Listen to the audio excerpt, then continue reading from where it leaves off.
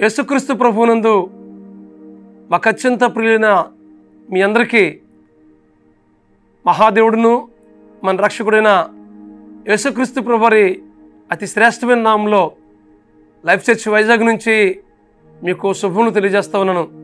ఈరోజు యోహాను సువార్త 16వ అధ్యాయం 33వ వచనం చదువుకుందాం.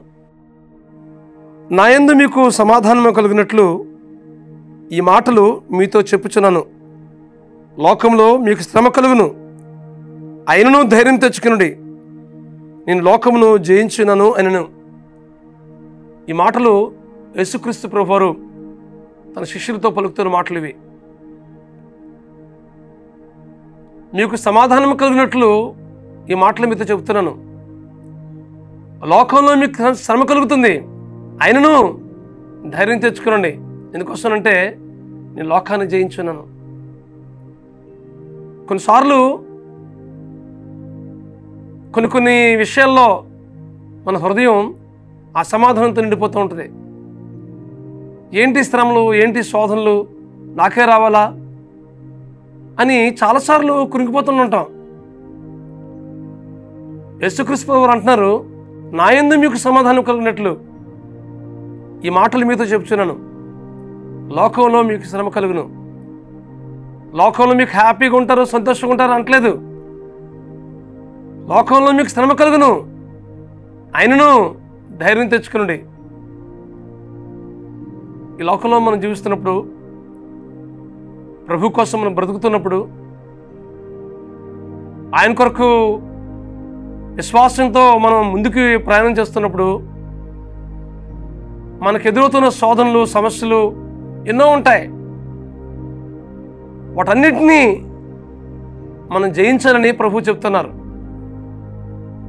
లోకంలో మీకు శ్రమ కలుగును, ఆయనను ధైర్యం తెచ్చుకునుడి, నేను లోకమును జయించున్నాను.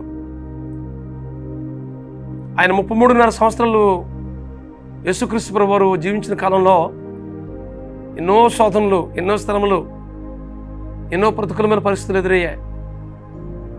వాటన్నిటినీ యేసుక్రీస్తు ప్రభువారు జయించారు. పౌలు అంటాడు, రోమీయులకు రాసిన పత్రిక 5వ అధ్యాయం 3-4 వచనం మనం చూసినట్లయితే, మనం శ్రమలయందు అతిశయపడదాము అంటున్నాడు. శ్రమలయందు అతిశయపడడం ఏంటి అనుకుంటాం కదా.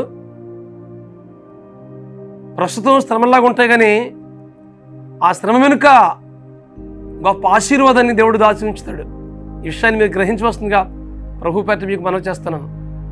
ప్రస్తుతం ఆ శ్రమ, ఆ సమస్య, ఆ వేదన ఎంతో వేదన కలిగిస్తుంది, కానీ రాబోయే దినాల్లో ఆ శ్రమ వెనుక ఒక గొప్ప మేలు, గొప్పగా ఆశీర్వాదం దేవుడు దాచి ఉంచుతాడు. ఈ విషయాన్ని మీరు గ్రహించవలసిందిగా ప్రభు పేట మీకు మనవి చేస్తున్నాను. అందుకోసం అంటున్నాడు పౌలు, శ్రమల యందు అతిశయపడదు అంటున్నాడు.